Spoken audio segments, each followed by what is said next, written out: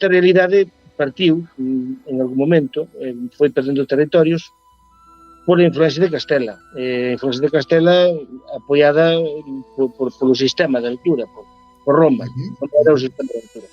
Entón, esta alianza entre Roma e a Castela toledana, non exactamente a Castela originaria, a Castela Bella, mas a Castela toledana, que tamén explico no libro por que a Castela toledana e non a Castela Bella, non? Que a día de hoxe ainda ten tamén pouco peso dentro do Estado español, moito pouco, mas na altura conformouse como un espazo político con unha identidade moito marcada, evidentemente, ninguén o nega, mas que adquiriu poderío cando Toledo se uniu con o resto de Castela.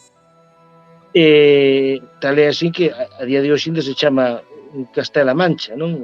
É o nome a Comunidade Autónoma da Castela do Sur, non?